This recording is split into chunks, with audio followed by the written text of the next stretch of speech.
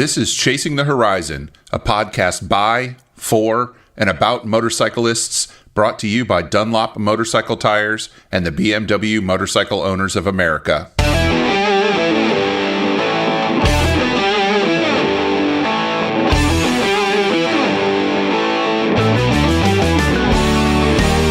Welcome to episode 37 of Chasing the Horizon, released on the 12th of November, 2018.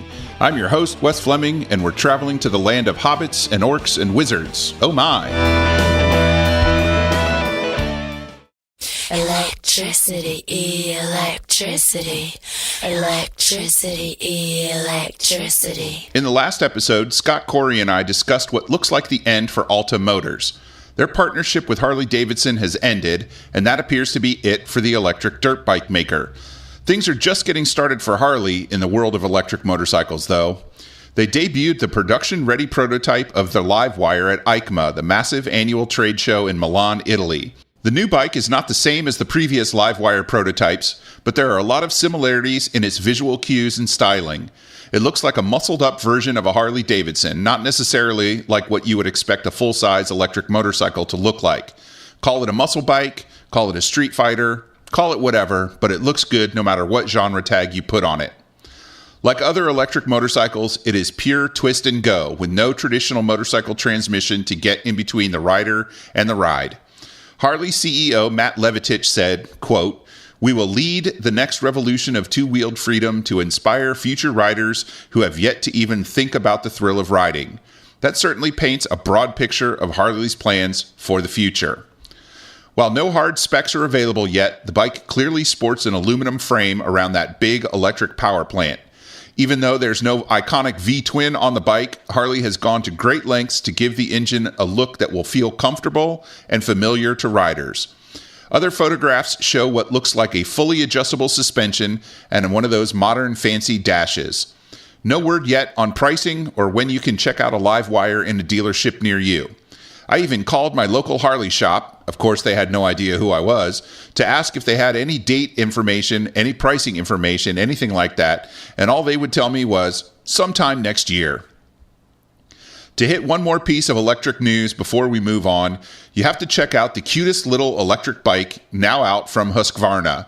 Their tiny EE5 is a mini dirt bike with knobbies and a 5 kilowatt motor. That's equivalent to about 6.5 horsepower. Husky says the bike is easy to use, and they're aiming it squarely at beginners who might be intimidated by gas-powered dirt bikes. They didn't announce any pricing, but they did say the bike will be available as soon as summer 2019. Harley-Davidson isn't the only manufacturer showing off new bikes at EICMA. Kawasaki got in on the action early, as did BMW and Moto Guzzi. While they showed off a handful of brand new bikes at the AIM Expo in October, Kawasaki teased that crowd by showing a photo of 4 covered bikes and promised to unveil them at EICMA. They did, and I suppose whether you're excited about them or not depends on your taste. Adventure riders are already talking about the Versys 1000 SELT and complaining that it isn't a suitable replacement for the KLR 650, which Big Green announced they have stopped making. They also showed off a new standard, which for some reason they are calling a super naked bike. I don't know why, but that disturbs me. The designation for the bike is Z400 ABS, unless you live in the UK or Australia or New Zealand, in which case you would call it Z400 ABS.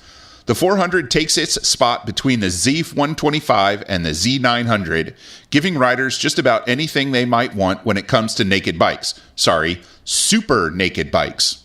Third up is the W800 Cafe, a throwback to the venerable W1 from the mid-1960s. If you're into retro-looking air-cooled parallel twins with cafe racer styling, this just might be the bike for you. Last and most certainly not least, they took the cover off the Ninja H2 SXSE Plus. That's a mouthful. Complete with electronic suspension control, newly designed radial mount Brembo calipers, riding modes, and of course, smartphone connectivity, because that's what's most important in the decision to buy a new motorcycle. The new Hyper SE sports Kawasaki's latest leader class engine, a 998cc beast of an inline 4, and the bike will set you back a cool $25,000. Even though I'm not a sport bike guy, I am quite interested in checking one out when they hit the showrooms because I kind of have to see what a $25,000 sport bike looks like in person. At any rate, Kawasaki has just killed it during motorcycle trade show season, showing off new bikes to great fanfare at Intermot, AIM Expo, and now EICMA too. BMW finally showed up at a trade show to unveil new bikes, and it turns out the wait was worth it. Everybody has known about the new F750 and 850 GS bikes for a few weeks, as well as the new R1250 GS and RT motorcycles that got their world debut not too long ago. With those out, I'm not sure anybody expected to see more than the new S1000RR at EICMA, and BMW over-delivered in that respect. Yes, they showed everybody the new S1000RR, and it is both glorious and amazing. I'm going to miss the cockeyed asymmetric headlight setup, but what can you do? I don't know much about motorcycle design, but if symmetric headlights sells another 200 units, then I guess they made the right decision. What people didn't know were going to hit the show floor were the two new GS Adventures from the 850 and 1250 lines, as well as the two other R1250 bikes, the Naked R and the Sport Touring RS. I don't know why BMW isn't jumping on the trend of calling their naked bikes super naked, but we'll just go with R. The R bikes all sport BMW's new shift cam technology, which is pure wizardry, and of course, all the modern electronic gewgaws we've come to expect from BMW. Across the show floor at EICMA was Moto Guzzi's return to the adventure bike segment. They showed off the V85 TT, which to me kind of looks like a beefy version of BMW's older GS models, the ones from the 90s. It even uses the same size tire as every BMW GS built from 1994 to 2012. The V85 TT comes in almost 100 pounds lighter than the retired Stelvio, and that's with a 5.6-gallon fuel tank. It's got a cool double headlight thing going on, but beyond that, the looks are strictly standard adventure bike, though of course, with Guzzi's sideways air-cooled V-twin technology. That iconic Guzzi V-twin is supposed to put out 80 horsepower and about 60 foot-pounds of torque, with 90% of the torque available by the time you get to 3750 RPM. Guzzi is introducing some changes to the lubricating system, as well as ride modes, cruise control, and a really slick TFT dash, which is where you'll control the onboard multimedia system that, of course, connects via Bluetooth to your smartphone. Another thing it's got going for it is that it's the only sub-liter class adventure bike with a shaft drive. So if you want the reduced weight of a mid-sized ADV bike, but also want the low maintenance of a shaft drive, this just might be your bike. I think it might be time to find a user experience expert who rides motorcycles to discuss the proliferation of infotainment systems and the drive to connectivity that we're seeing in motorcycles. If you happen to know anybody like that, drop me a line at podcast@bmw.org and tell me who they are. I'll try to track them down and get them on the show. Before I sign off from the news and get to this episode's discussion segment, there's just one more thing. Fans of BMW motorcycles are chattering about a big development in World Superbike. It seems that Sean Weir Racing, currently the power behind the Milwaukee Aprilia team, is shifting gears and will be taking on BMW in 2019. They've signed two racers, Markus Reiterberger of Germany, who just won the 2018 European Superstock Championship, and Tom Sykes from the UK. Sykes was, until earlier this week, the Kawasaki teammate of four-time consecutive World Superbike champion Jonathan Rea, and was himself champion of the circuit in 2013.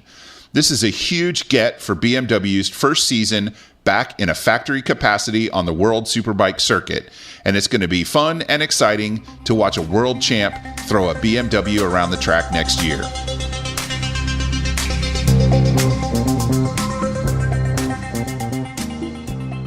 I'm wrapping up production on this episode from the YO Ranch Hotel in Kerrville, Texas, where the MOA is holding its final getaway of 2018. I've only been to one other getaway, that was last year at Fontana Dam in North Carolina. Though nothing is quite like the National Rally, these getaways are a great way to meet other riders, other members, and make new friends.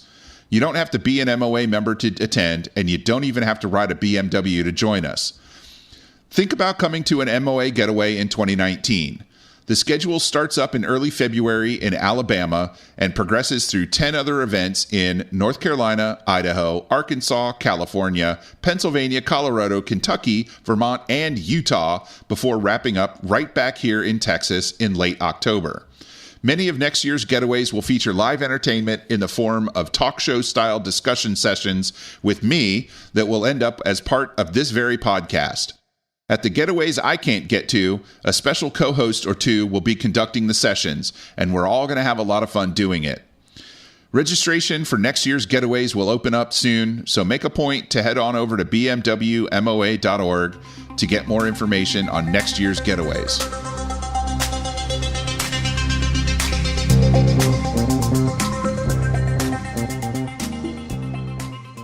The discussion portion of this episode is going to focus on well-known world traveler and motorcycle journalist from several decades of experience. We won't get into exactly how many. Mr. Fred Rau, welcome to the show. Hi, glad to be here.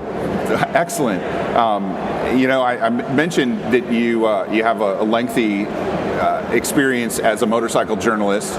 I first came into contact with you and your writing through Motorcycle Consumer News. Okay. And you were the editor of MCN for a number of years. 14 years. 14 years. Yeah. And when was that? Was that in the 80s or the 90s? I forget. Bob Carpenter and I created MCN in 1991. Okay. And then I left there in 14 years later. 2004, I think. Okay. I'm not really sure. And then you continued to write, not just, you have a regular column in MCN still today. Yeah. Even though I retired from running the magazine, from being the editor of the magazine, I stayed on as a columnist, contributor. I still have a monthly column there, and I write occasional articles for them. Yeah, you do work for other magazines as well. Oh yeah, I write for, all told, probably 7 or 8 other magazines off and on. And I do have a regular column in BMW magazine. Right, the also. BMW motorcycle magazine that Sandy Cohen puts out. Right. Which is a fantastic, slick-looking magazine. It's really good. Yeah, I think she does a real nice job with it. So it kind of begs the question, how did you get into motorcycles? Are you typical, started on dirt bikes when you were a kid, or did you have some other? No, not at all. I was a sports car fanatic. Okay. Race sports cars, SCCA, and all that. I figured motorcycles were. They were a stupid death trap, okay? And I didn't want anything to do with them, quite frankly. And then when I was 21, 22 years old, when I met my wife, and she was into motorcycling. And she actually nagged me onto my first bike. And that's how the whole thing started. And what was that first bike? The one I test rode was a Kawasaki K100, which I ended up buying that day. The very first time I rode one, I went, "Wow, this is pretty cool. I think I like this." And bought a Kawasaki K100 for $400 and brand new. Brand new for $400. And they threw in a free bell helmet with it. Yeah. You were all set to get down the road. Yeah, but then after that, I got into a lot of dirt. But we lived in Colorado. Okay. So, and at that time, they've closed most of them now, but at that time, there were just hundreds and hundreds of miles of dirt tracks in the Rockies you could ride, and I really got into that. So I went through a whole series of dirt bikes. I had a Hodaka dirt squirt, and I had a Combat Wombat. And, dirt squirt. Oh yeah, that's a real bike. Look it up. I believe it. Actually existed. And then I got up into slightly bigger enduro bikes. I had a Yamaha 250 enduro, and and on up to the Honda 650 Thumper, I think. Yeah. I don't even remember all of them. XR 650 now. or whatever it's called. Yeah. And I just ran the hell all over the mountains, having a wonderful time. Never really considered riding on the road much until, I started getting into enduro, running enduros and TTs and stuff like that. I was a horrible, horrible racer. Okay, but I loved doing it. Right. Okay, that was fun. So I was a dirt bike rider until the day that I made what I like to call the absolutely most perfect ever 18-foot leap over a 20-foot ditch. Oh, no. Yeah. Came up short and flat on the side of it, damaged my spine. Oh, goodness. You know, and in the hospital and all that. Doctor said, you'd never ride a motorcycle again. Of course. I said, screw you. But I never really got back into much dirt biking. That's when I started riding street bikes. So, gotcha. Yeah. So when I know you probably, through your work with Motorcycle Consumer News, your tour company that you currently work with, and all of the other experience that you've had, you've probably ridden one of everything that's ever been out there, but now you've gravitated towards the Can-Am. I own a Can-Am Spider, but it's funny, you know, I don't know what it is about people, but so I started doing some consulting work for BRP, Can-Am, and of course I got a Spider. And almost immediately, all my friends and all the emails from people who thought they knew me from all the other magazines and stuff go, oh, Fred gave up motorcycling, you know? No, I didn't give up motorcycling. Why do people do that? You know, if I bought a new car, that doesn't mean I gave up motorcycling. That's true. It's weird, but yes, and I have one, and I ride it a lot because my wife is very comfortable on it, and I love it. But it's a long way from having given up motorcycling. Yeah. As a matter of fact, you mentioned BMW magazine. If you look at the issue before last, I'm on the cover, you know, riding the bagger, the K1600B, which I tested for BMW, and I just came off of doing a test of the new Grand Adventure, and I also tested the new Honda Goldwing, and you know, I'm still riding two wheels a lot. You know, I did not give that up. Right. I just added something else to it. Well, I think it's important, you know, to not that you ever have to justify your choice, ride your ride. You don't have to justify your bike. Yeah. But I think it's important to note that you found something that your wife increases your enjoyment, the enjoyment your wife has on the motorcycle, and you still feel like you're riding a motorcycle. Yeah, but so, you know, and the exact reverse of that, as soon as that cover came out with me on the K1600B, a bunch of the Spider people started emailing me and went, oh, so you've given up the Spider, huh? You've abandoned us. I do both, okay? Can't I do both? Isn't it okay? You know, I just like to ride. I like to ride everything. And you said a lot of bikes? Yeah. I actually went back one time and started looking at the records of all the test bikes. And I believe, of course I don't have an exact number, but it's somewhere in the neighborhood of 700 motorcycles. Yeah. Wow. Yeah. So out of all those motorcycles, if you could go back, which is the one you would buy today? Oh, wow. Well, you can think about that. We'll keep going. Maybe I'll come back to that. That's a tough one. Well, yeah, because the thing is, I've always had access to just about anything I want to ride, and it's a matter of what kind of riding I'm going to do. See, if I've got virtually every year I ride from my home in California to Americade in New York, right, and back again, okay, which is about 7,000 miles, all right, and my wife goes with me. So the Spider, you know, that's absolutely ideal for a 7,000 mile across the United States trek. But then a month later or so, I'm down in New Zealand and I'm leading tours, and good God, no, I don't want a Spider in New Zealand. It's all narrow, two-lane, twisty roads, you know, and I ride an F800 GS. There you go. You know, it's the ideal bike for there. So it's really a matter of, you know, what kind of riding I'm going to be doing. As to, people say, what's your favorite bike? You know, well, the obviously tongue-in-cheek answer is whatever I'm riding today. There you go. Well, and you might be doing this today and that tomorrow in a different tool. Yeah, exactly. So I've never ridden a Spider. I've seen them, I've sat on them, but I've never ridden one. Yeah. For somebody that hasn't experienced it, what's What's different about those from a Everything. regular? Everything. And that's why at first they had a real hard time selling them. It was perfectly understandable, because if you are a motorcyclist and you've spent a lot of time on a motorcycle and you get on a Spider, everything feels wrong, okay? And your brain is going to scream at you that this just isn't working, because your lean angle is backwards, your weight shift is backwards, your steering inputs are backwards, so you've got to adapt to it, and you just don't do that in a matter of minutes, right, or even hours. It takes days on the thing to get used to it and understand how it works. Once you do, it's a total kick in the ass, it really is, but it's a completely different dynamic of riding. I'm a sidecar driver. Oh, well, you'd probably adapt to it quicker. Now, sidecars are really hard to adapt to. See, and I didn't have any trouble, except for remembering which edge of the seat to slide off of in a hard turn. Okay. That took some training. Well, my problem with them was whether my wife was with me or not.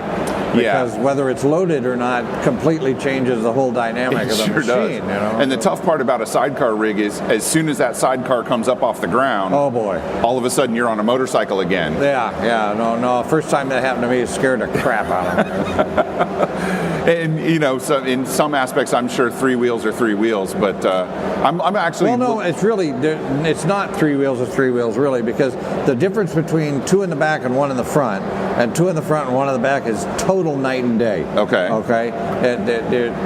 The two in the back, one in the front is an inherently unstable machine. Okay.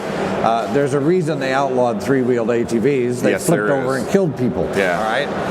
And you look at a tricycle. How easy is it to flip over? Real easy. And I'll be blunt with you. I've had to go, in the past 5 years, I've had to go to 4 funerals of friends who had trike conversions, okay, that had them flip over and kill them.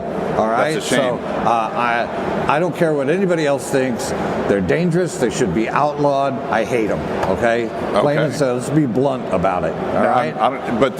So you feel. And look at this thing. It's an abortion. Okay. You took a motorcycle and you chopped the rear end off of it, and you added this thing on.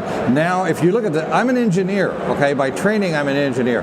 You have now overloaded the front wheel beyond its specs. You have overloaded the front brakes beyond their specs. You have overloaded the drivetrain beyond its specs. You have overloaded everything beyond its specs, okay? And you expect that to work?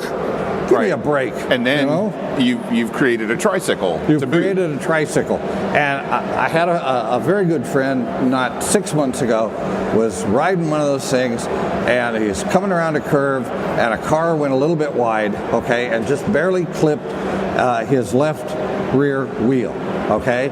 Boom! Flipped him right over. Flipped it right over on top of him and killed him. And they're unstable. They're unsafe. They should be outlawed. I don't care what anybody else thinks. I can live with that. I can, when I see a Can-Am, I can see that design with the two in the front. Yeah, those are fully independent ARs out there. Okay, it's they move like a car. And not to mention that it's got the stability systems that you put into a high-end Mercedes or something. Okay, it's got a VSS, vehicle stability system in it. It's got an anti-rollover system. It's got a traction control system and an anti-lock brake system in it. Okay, and unless you have got to do something absolutely, totally insane with that thing to get it to flip over.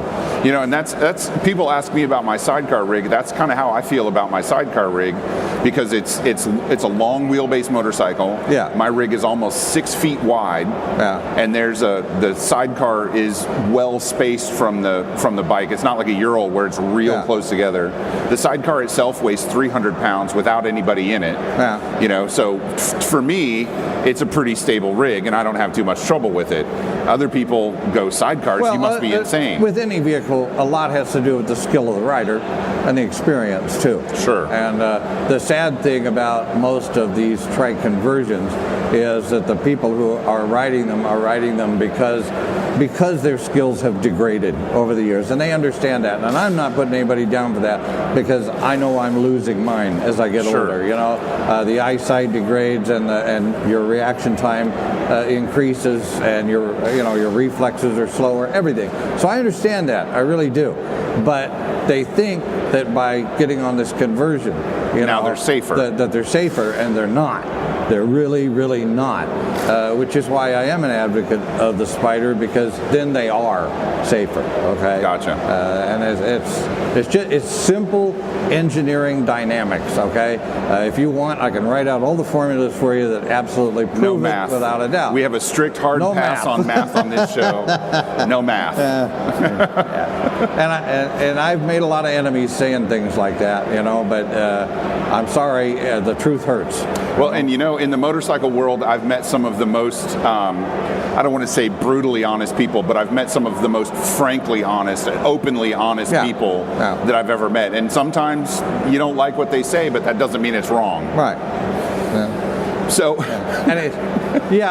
well, my career in the publishing industry, the bikes, and the truth is that let's really be honest here, okay? The motorcycle press, for the most part, is not objective. I'll give you that. I will give you that. And they can't afford to be. Right. Because the manufacturers are paying their bills and paying their salaries. So you look back. Just go back through almost any motorcycle magazine. You look at the stuff. Do you remember? I think it was Yamaha. Here I go. My memory's going bad. But the GTS, center hub steer GTS. Yeah, almost like a single-sided swing arm on the front wheel. Earl's fork sort of setup. Okay, and that thing came out as a huge hoopla. It was named Motorcycle of the Year. Okay, it was on the covers, all these magazines. Oh, the greatest thing ever. And I wrote it. And actually, I'll be honest with you. I'm not trying to pat myself on the back. My article was titled "The Answer to a Question Nobody Asked." Okay, because it didn't really handle that much better than anything else. It added weight to the bike. It was an engineering nightmare to work on. I imagine. And the truth is that at the same time, BMW had the telelever system, which was lighter, more efficient, easier to work on, and worked better. Okay, so what the hell was this thing for? And within a year, they discontinued the bike. It didn't sell well. Oh, wait a minute. It was the bike of the year in Cycle World and Cycle News, motorcycle of the year. No, it wasn't. It was a piece of shit, and you see that over and over and over again. Remember, let's go back earlier, not that far, when Harley-Davidson spent $1 billion promoting the V-Rod. Yes. Okay? Cover of every magazine. Absolutely. Bike of the year in every magazine. Greatest thing Harley's ever done. They can't give those things away. Yeah, and they discontinued them a couple years ago. They discontinued them, yeah. They actually got sued, I think, for hiding a bunch of them in warehouses and claiming it was sold so that their stock prices wouldn't go down, Now, it had a great engine.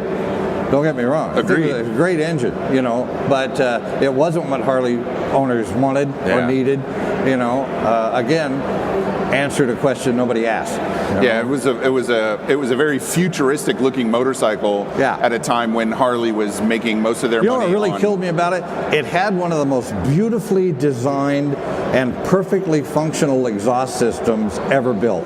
That V-Rod did. It really did. That thing was a marvel. And to be honest with you, it was actually designed by Porsche. Right. Okay, Porsche designed it for Harley-Davidson. And the Harley riders would buy them, and the first thing they would do is rip that thing off and throw it away.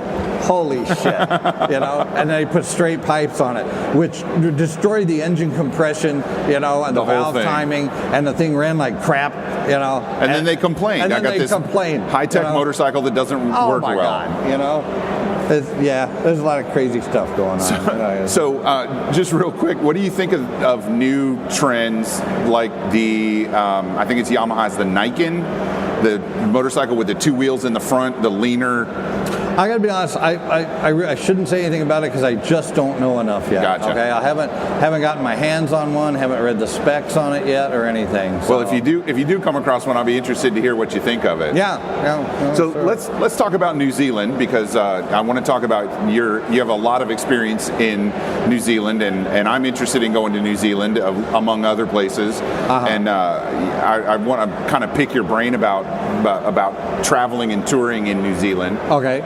And you mentioned earlier that, the Can-Am is not a good bike for New Zealand, but No. an F800 is. No, So not really. No. what is it about New Zealand's roads that kind of steer it towards smaller two-track New bikes? Zealand, there's no such thing as like our big interstate highways. There's a few divided highways in and around the big cities, of which there are only 3 major cities. Okay. But 99.9% of the country, is narrow, 2-lane blacktop, which is, by the way, volcanic blacktop. So it's made out of volcanic rock, so it's real spiky. Wow. Fantastic coefficient of friction, I bet. you've never felt in your life. But it's also true that a set of motorcycle tires lasts you about maybe 4,000 miles. Wow. Yeah, because it eats them up. But that 4,000 miles, you'll have a lot of fun. But in a lot of places, they do not take the most direct route. Okay, this is a follow the contour of the earth concept.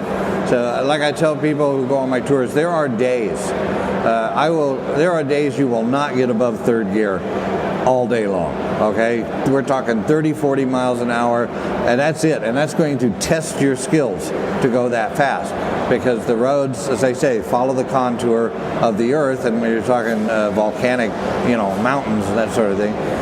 So you want a light machine with a high ground clearance, with a lower center of gravity you can get, and something that's got a lot of good bottom end torque. Because that's what you're going to need. Right. The ideal bikes in New Zealand are the small GSs, 700, 800 GSs. The Suzuki V-Strom works exceptionally well in New Zealand. Bikes like that. I feel so bad. Sometimes I have clients who come over and they absolutely insist on something like a cruiser, like a VTX, which I can get for them if they want it, but it's a horrible bike for riding in New Zealand. It's just you're laid over on the floorboards all the time, scraping. You don't have the lean angle that you need, anything like that. Or people who want big bikes, they want a Goldwing or a Harley or something, total waste in New Zealand. It's just a big lumbering ox that's not meant for those kind of roads. I've never ridden a Goldwing extensively, but it's when I think Goldwing, I think long distance, long days, you highways, interstate highway, and you're going to ride cross country. Nothing like it. It's a big, comfy, powerful, easy to handle, wonderful machine. Bikes are built to do certain things, right? And there's very few bikes that do everything well, which is why there are so many out there. Yeah. I mean, if any one bike comes close to doing everything well, it's a GS. And I'm not saying that because I'm at a BMW event here, but really, I was at the press intro for one of the very first GSs, okay? And you know what? The press panned it. They really did. Yeah. Well, what is this adventure touring concept? Are they crazy? People either ride dirt or they ride street, and they want a bike that rides dirt or rides it. This dual sport concept was stupid, all right? And of course, to this day, it's been now it's the biggest market in motorcycling. It's been it's been BMW's best seller, for over 20 years for very good reason, and it's also. I always like BMW because they don't follow the pack, they don't follow the mold, and sometimes they fall on their face doing that. But I love them because they're willing to do that. To try it. And if you think about it, when the first GS came out, I was talking with their engineers, and what I like is they call it's like there's either form follows function or function follows form. Okay, and every other manufacturer was trying to make pretty bikes. Okay, there was this what they call the edge concept of making the bike look streamlined and fast even when it sat still. And out came this GS that quite frankly looks like a big ugly, monster, a praying mantis or something. Oh, it's bulky and it's kind of hulking and there's nothing streamlined about it anywhere, But that very first day we took them out in the desert in Arizona and up in the mountains. And, I remember the first day when we stopped, one of the BMW guys walked up and he said, "What do you think?" And I said, "I think it's ugly as sin, and god damn is it fun to ride." Because it works. Right. It works. And that's what I like about it. So, I'm sure a lot of people don't know because, map projections and globes, they all kind of give a distorted view of the Earth. How big is New Zealand compared to something that we might understand? Okay, well, it's 2 islands. 2 islands, right. Separated by a couple of 100 miles, running north to south, long and thin. And it is actually only like, I'm trying to remember the exact number. I think it's like 2,100 miles from one end to the other. That's it. Or no, it's less than that. I think it's 1,250 miles from end to end. So it doesn't seem like much. Okay, but the beauty of it is that it's mountainous in the center, and there are just thousands and thousands of little tiny roads running back and forth from coast to coast. I have been to New Zealand 18 times, something like that. I spend a month, 2 months at a time down there, and I have ridden so many roads, and I still haven't found them all. I haven't seen it all, So, and I realize I'm prejudiced, I'm biased, I run tours there. But the reason I run tours there, I used to run tours in other places. The reason I only run tours really in New Zealand now is just because I personally think it is the greatest motorcycle riding on the planet Earth. That's all there is to it. I used to think the Alps were, or maybe the Dolomites, and they believe me, it's fantastic motorcycling, but the big difference is the traffic.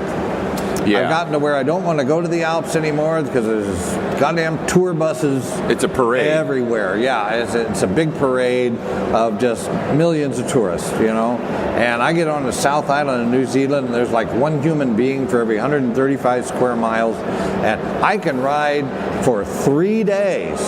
Okay, 3 days without ever seeing a stop sign, not one. Okay, and maybe 10 or 12 cars a day. All right, that's right. That's right. So outside of the context of an organized tour, because I know when you do a tour like that, it's 5 days, 7 days, 10 days, whatever, and you've got the plan. If somebody was to go to New Zealand with a motorcycle, and really explore the 2 islands and engage with the culture and really spend time there. Yes, which you should do. You should do like farm stays and stuff like that. Yeah. What's a good length of time for somebody to plan a trip like that? Absolute minimum 2 weeks. Okay, and I run a 2-week tour that I have refined over the years to try to hit all of the best highlights. But I'll be perfectly honest with you, that still leaves a lot out. Sure. Okay, if you really want to explore New Zealand, you got to give yourself a month. That's just all there is to it. That's a good long time. What's the food like? What do people in New Zealand like to eat? Well, first of all, understand this. Eating in New Zealand is an entirely different thing than it is here. Okay? Here, and I'm looking right over there, okay? Here we want it fast, okay? And we're going to eat it, we're going to go. All right? And sometimes we eat while we're going. Yeah. And you will not find that in New Zealand, okay?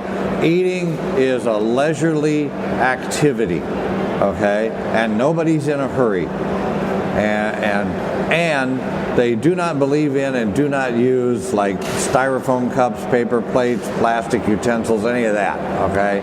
I don't care if you just stop at a little roadside, outdoor cafe and you want a cup of coffee, you're going to get it in a china cup with a saucer with a little silver spoon, and that's just the way things are done over there. And you're not going to get it real quick either.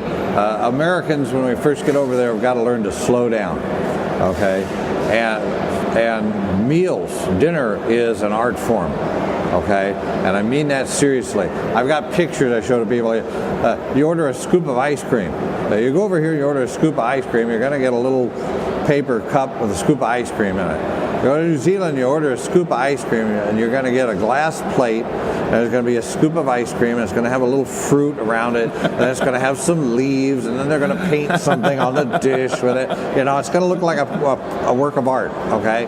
That's just the way they do things over there. Well, I think, with a country that has a larger space than it does people, the low population density, yes, you can be a little more leisurely because there's not 10 people in line right behind them. I suppose that has a lot to do with it, yeah, but it's a very laid-back country. Okay? So and it's also, you understand that New Zealand is the land of personal responsibility. Okay. My friend David Huff, I'm sure you're familiar with, yes, likes to say that going to New Zealand is stepping back to 1955.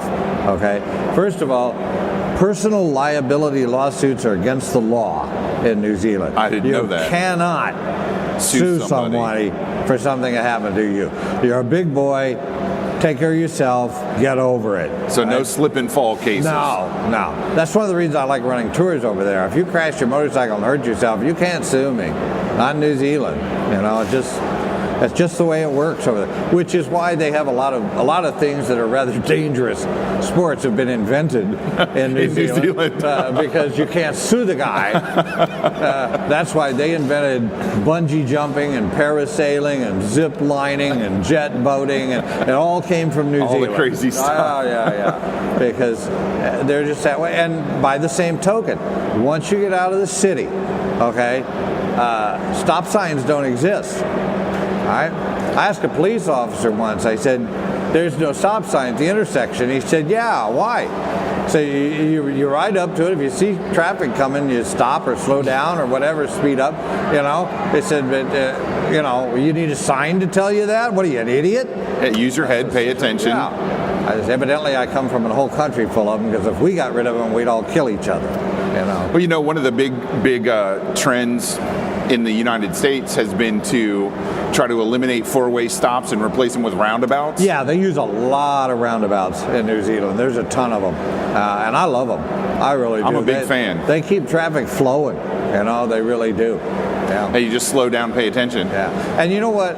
The other thing, and this isn't just New Zealand. People who've ridden in most parts of Europe find the same thing. Is you're riding quickly through the mountains or whatever, and you come up on a car or a truck or something, they will immediately pull to the side to let you go by. It's a courtesy thing. It's really, and it kind of throws a lot of Americans for a loop, because we're not used to courtesy. Well, I lived We're used to get the hell out of my way. Yeah, I lived in the Washington, D.C. suburbs for about 30 years, and there's no courtesy when it comes to traffic. No. Believe me, there's none in Southern California. They will run your ass over. So, getting back to, I like to eat, and now I know. Oh, the food. I know what to expect when I sit beef, down. There's a lot of beef. People don't realize that in New Zealand, but it is 100% grass-fed. Tastes entirely different from the beef we eat. Okay. Some people love it. Some people hate it. Personally, I love it. Okay. But of course, there's a tremendous amount of lamb. Right? And the lamb over there does not taste like the lamb. I will not buy lamb in the United States, but I eat a lot of it in New Zealand. I imagine they're mostly kind of what we would consider free range with their sheep. Well, I don't know what you consider free range. Out roaming around instead of there's 3,000 acre farms where they just walk around. Yeah, they got plenty of room for it. But now salmon. Okay, because the Tasman Sea, Antarctica, is right there. Okay, so fresh salmon out of Antarctica. Oh boy. So New Zealand is close enough to Antarctica to get some of the ocean patterns. When you get down in the southern island, you get down to the south, that is the jumping off point to get to Antarctica.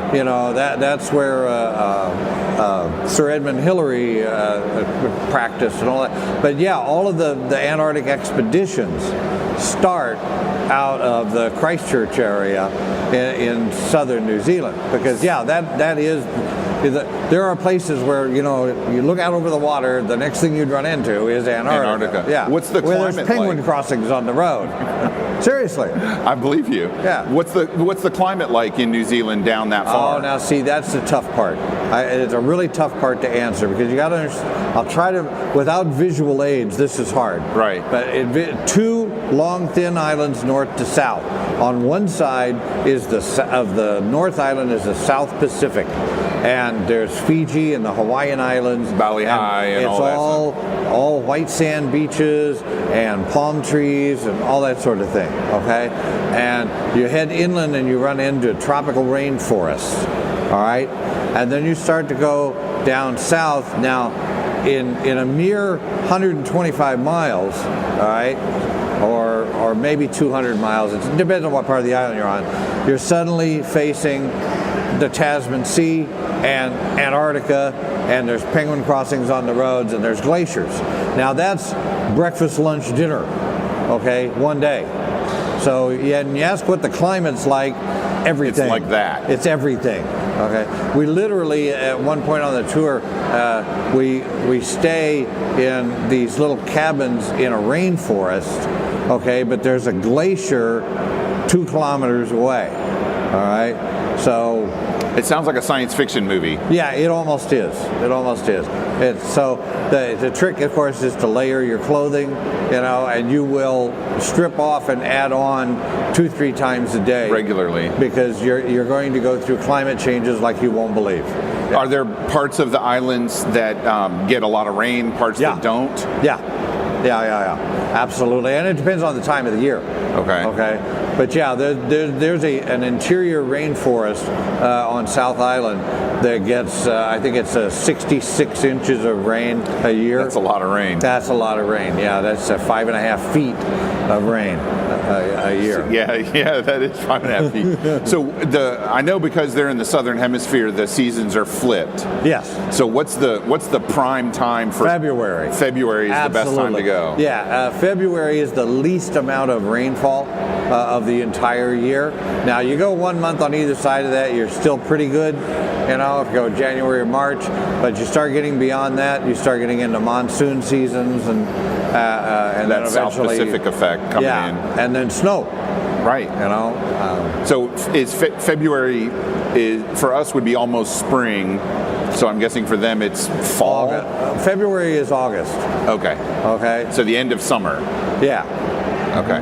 That's confusing to think about. Just think 6 months apart. It's that simple. Flip it around. Yep, 6 months apart. So from and international date line too. So when you go down so it's there, yesterday. You lose a day. No, yeah, you go down there, you lose a day. But the good part is when the tour's over and you fly home, you'll get home before you left. That makes my head hurt. So from a preparation standpoint, food, fish and chips, best fish and chips in the world. Oh my God. Yeah. Good catch. Good catch. And crayfish. Yeah. So see, where I was born and raised in Missouri, and crayfish are these little things that are like 5 inches long. And you just kind of boil them. In New Zealand, they're like 2 feet long, like lobster sized. Bigger than lobster. That's crazy. And they taste better. Oh boy, are they good. So it's a science fiction movie, but they've got the back in time effect. Like there's a rip in the space-time fabric, and the dinosaurs are coming out. Almost. And people are all very, very courteous, very laid back, very friendly. And they speak English. After a fashion. Yeah. They speak their English. Is there? Because I know in Australia, which is on the same side of the world, they have a pretty sizable Aborigine population, native population. Yeah. Does New Zealand have a native population? Oh, huge. The Maori. The Maori, okay. The Maori, yes. To the point that the Maori are their own political party, and they have their own television stations, and their own language, and everything. Oh, absolutely, their own language, and they're very big on keeping their culture alive. Okay, and there's a lot of things like, the name of our tour company, Te Wapanamu, means land of the green stone, okay? Because they're jade. Right. There's huge jade mines. But by law, only the Maori can mine the jade, and only the Maori can carve it and sell it, okay? Because it's religious to them. So things like that to keep their culture alive. One of the things we do on our tours, we go to a Maori village and learn all about their culture, and have a hangi feast with them at night and everything. It's really interesting to learn about them. It really is. They're quite fascinating people. They were for centuries. They were a warrior tribe. Okay. A cannibalistic warrior tribes. Okay.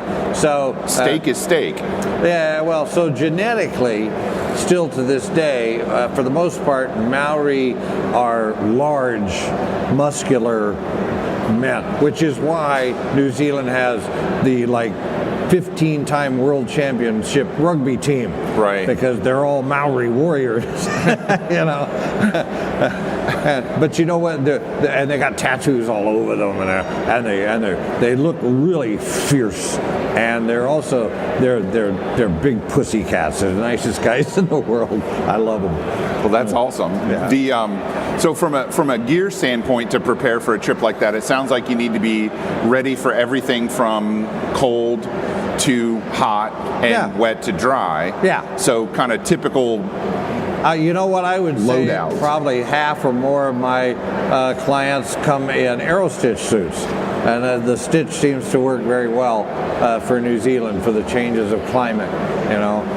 Personally, I get hot easily. I don't like hot weather, so I wear a full mesh armored suit, but then I've got a light rain suit that I can pull on over the top of it. That makes sense. And I'm good to go. Waterproof boots and waterproof gloves, and I'm good to go.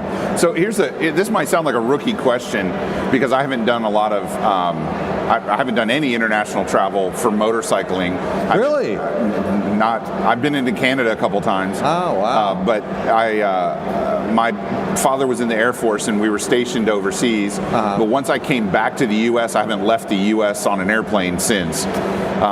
It's been a long time. All right. So how do you get to New Zealand or any other country with your helmet and your stitch and your boots and your this and your that and all of your gear? I've got a gear bag that I've had for years and years. I don't even remember who makes it, but it's just a long duffel bag that one end of it is a padded helmet pouch. You drop the helmet in. I put the boots flat down on the bottom of it, put my jackets on top of that, and my rain suit and gloves, and zip it up, and that's that. Does that end up, do you incur, heavy baggage fees or anything like that? No, it weighs about 35 pounds, and... you take another bag with your clothes? Yeah, and a second bag is my clothes. I no matter where I tour, how long I tour, I carry 7 to 10 days of clothing with me. Generally, it's like 10 changes of underwear and maybe 2 pair of pants and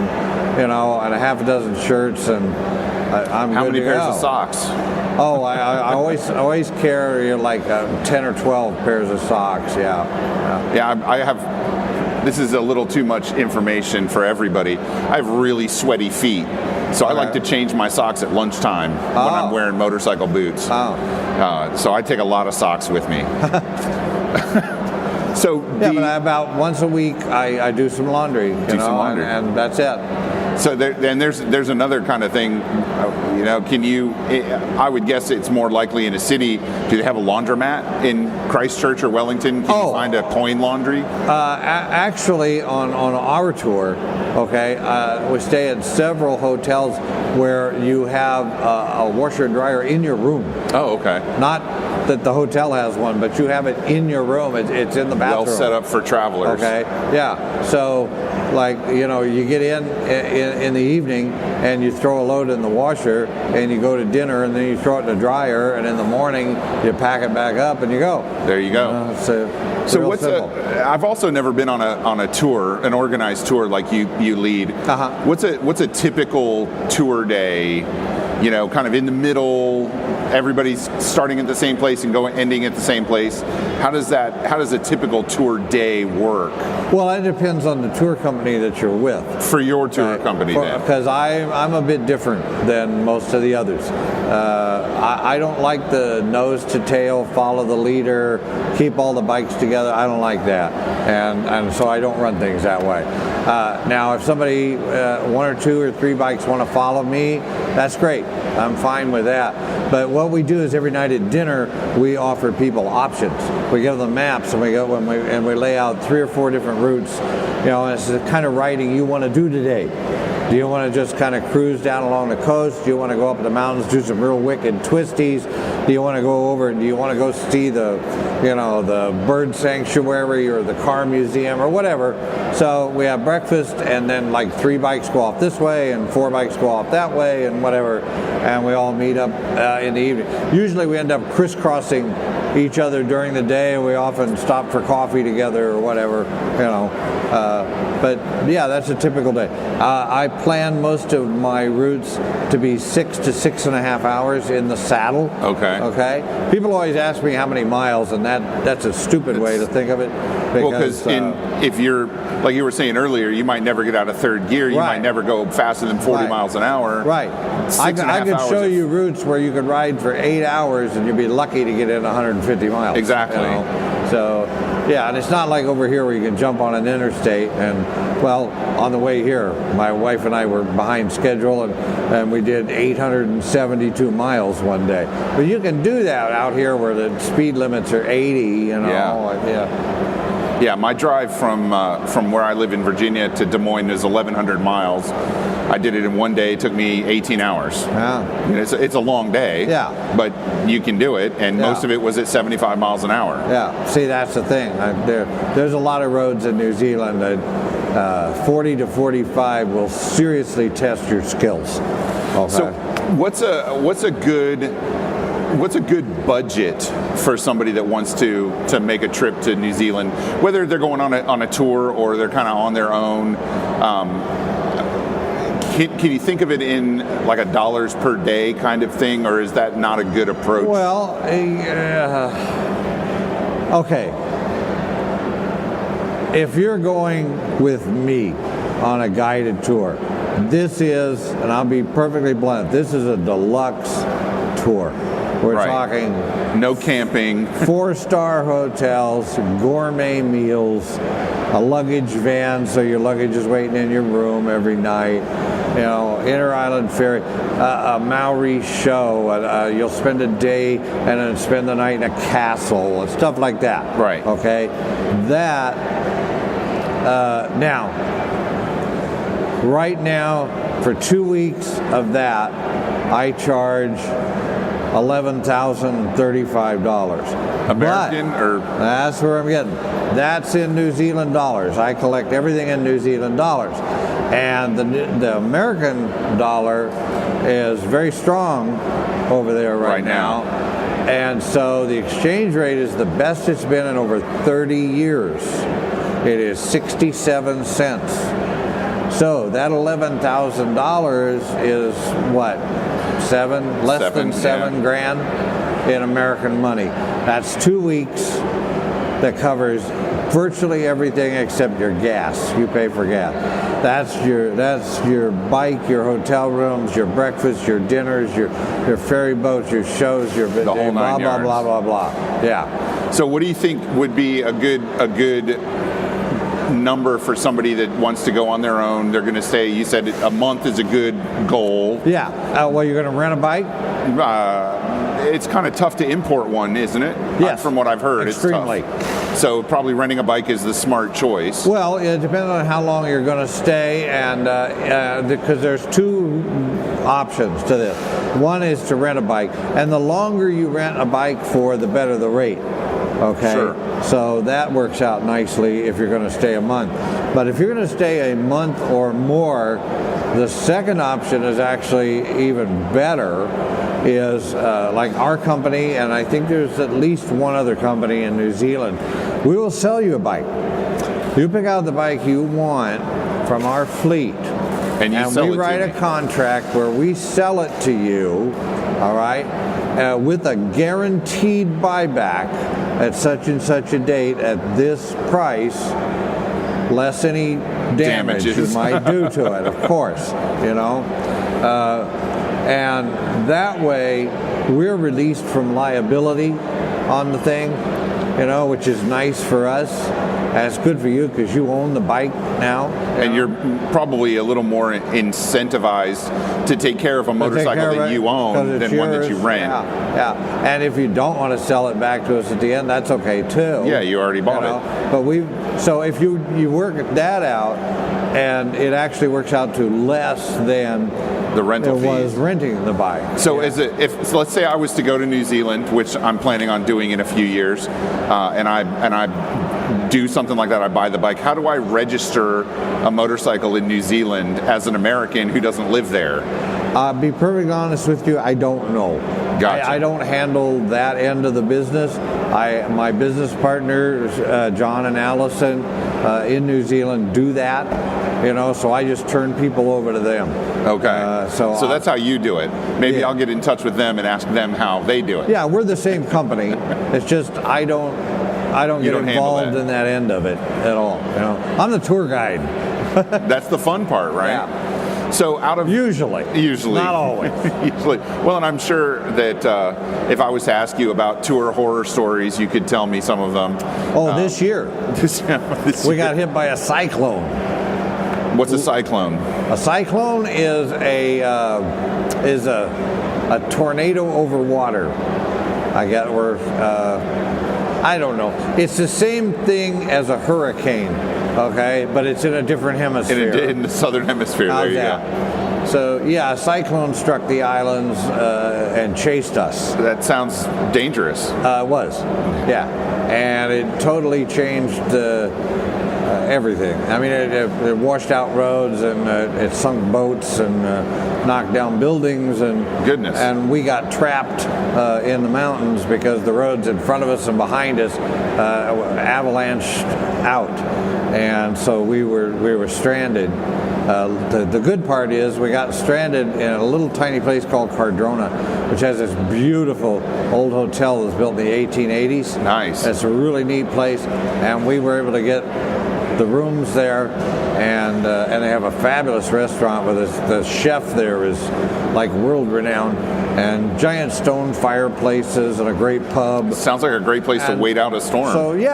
So we sat there for a day and a half and just ate and drank and told stories, and we actually had a great time. That sounds like it. Does your wife go to New Zealand with you when you head over some there? of the time, not all of the time. Just depends.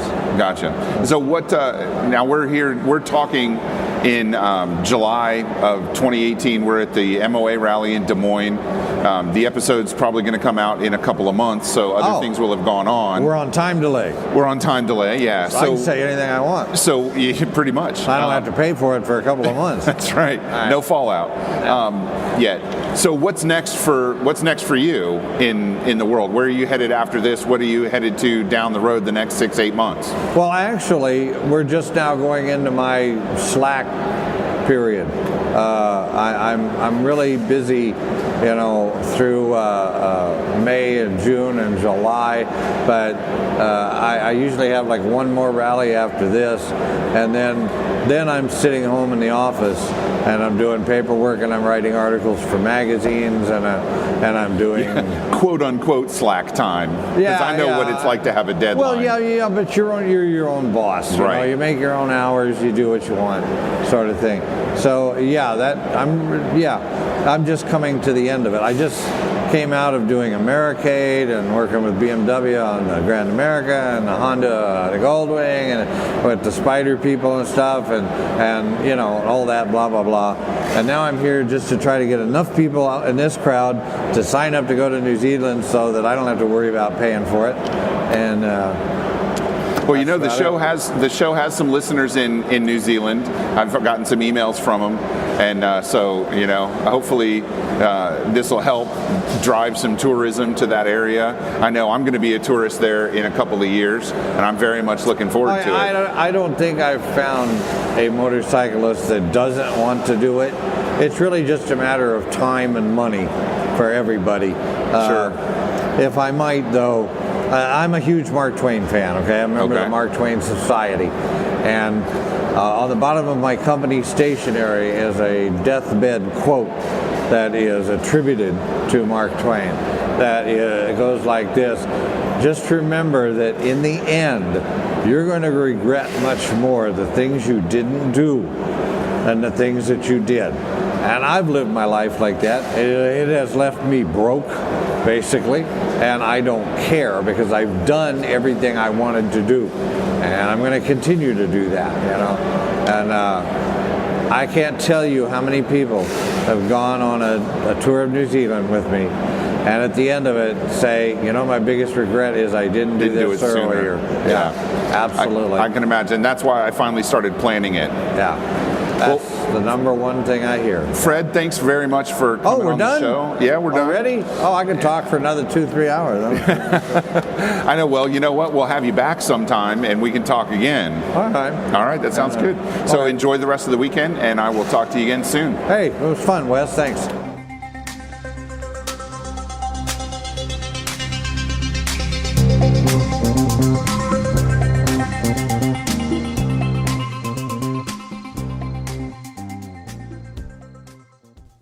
Chasing the Horizon is brought to you in Season 2 by Dunlop Motorcycle Tires.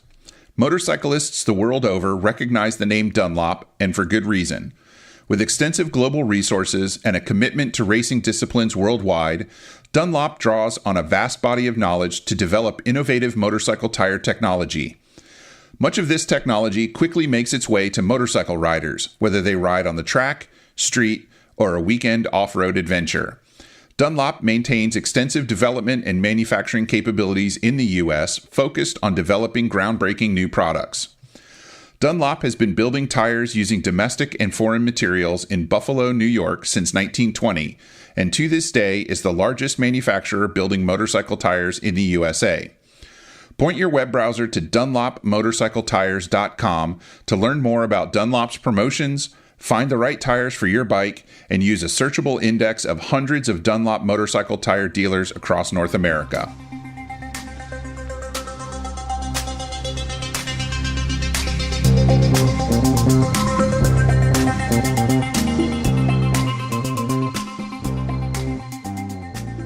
Please take some time to engage with us on the internet. Chasing the Horizon is on Facebook, Twitter, and Instagram.